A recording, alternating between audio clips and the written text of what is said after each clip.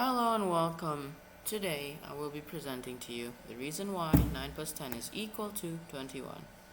Right here I'll be using Paint 3D to present the evidence and the working as a whiteboard. And without no further ado, let's begin. So, the notion that 9 plus 10 is equal to 21 originated from an internet meme.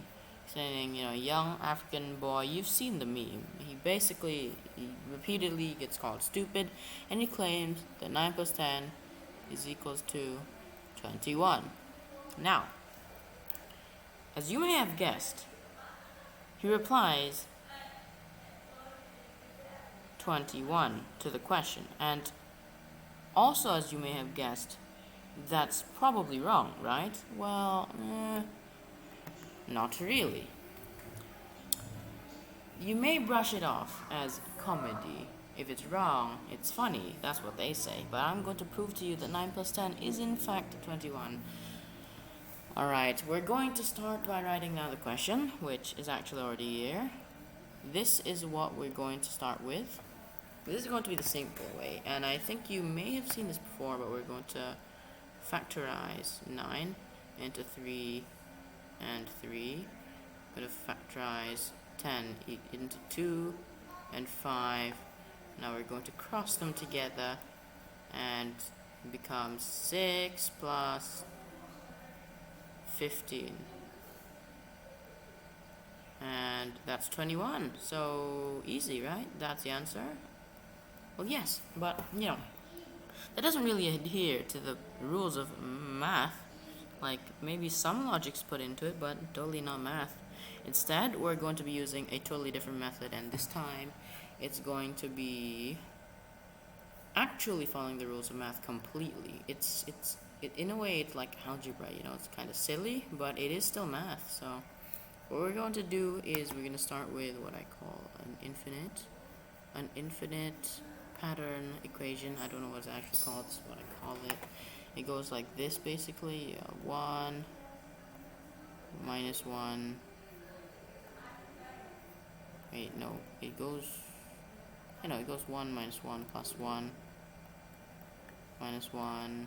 You get the gist.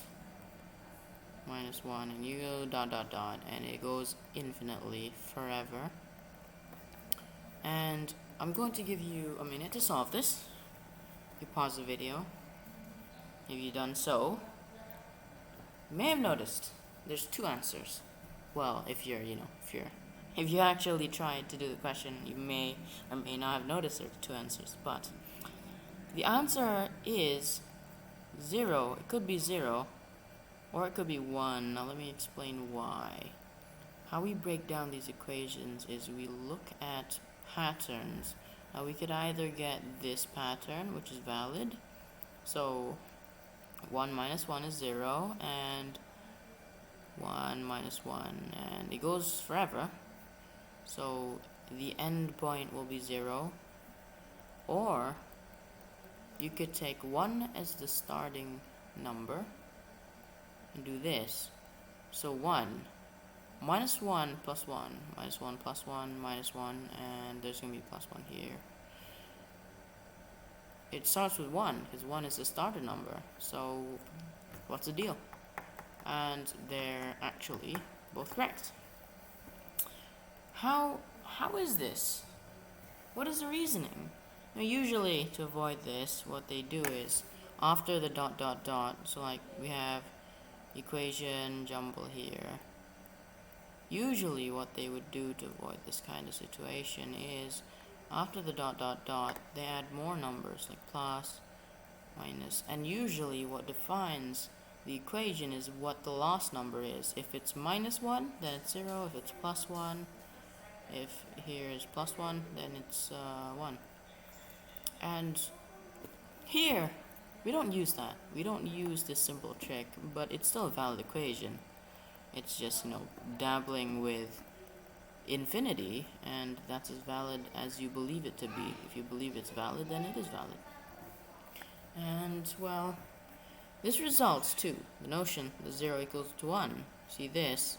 You have this equation is equals to 1 is equals to 0, which if you cross the equation out, cross this one.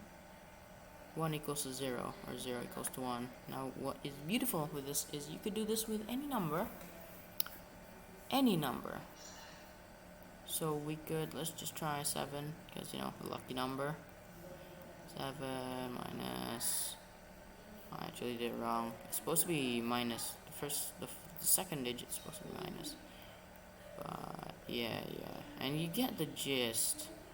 It is equal to not 1, but 7. So 0 equals to 7, because, you know, if you got the whole pattern thing involved, you should understand why it's 7. I don't think I have to explain that to you. And what that means is, if 0 is equals to 7, then 7 is equals to 1. That means every number is equal to each other. Now, I reached this conclusion by following the rules of math. Now, it doesn't, of course, it doesn't quite follow the rules of physics, but it does follow the rules of math, which, you know, us humans, we completely made math up. What's real is physics. Math is completely abstract and nonsensical.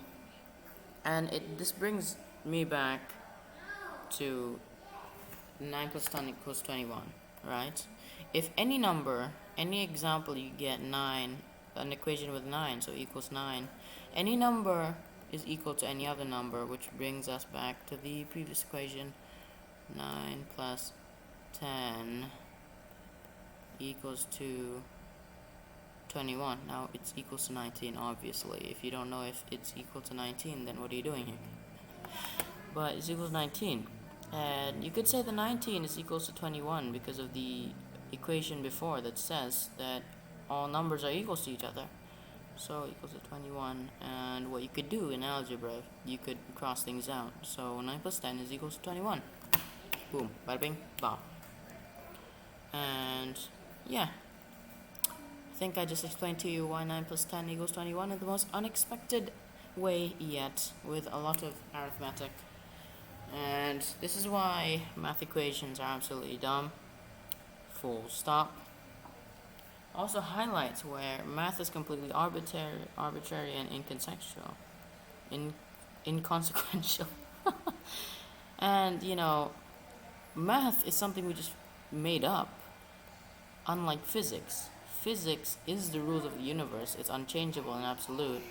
Like, there's theories where, you know, other universes have different physics, but we're not here to talk about that. I'm gonna go on a ramble about the multiverse theory and so on. But I'm not here to talk about that. I'm just saying physics is the rules of the universe, while math is just numbers that we made. So in a way, physics is better than math, but that's how I see it. I see it as math. It makes math beautiful, how we could destroy it this way.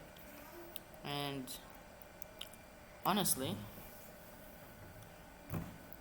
I like that about math. It's chaotic, and you could do anything with it. And shall end my presentation. You know, if you're watching this, if you have any people near you who you know or good at math, or like math teacher maybe, you know, explain this whole dilemma to them, and maybe just watch the world burn in all the flames and chaos. Bye.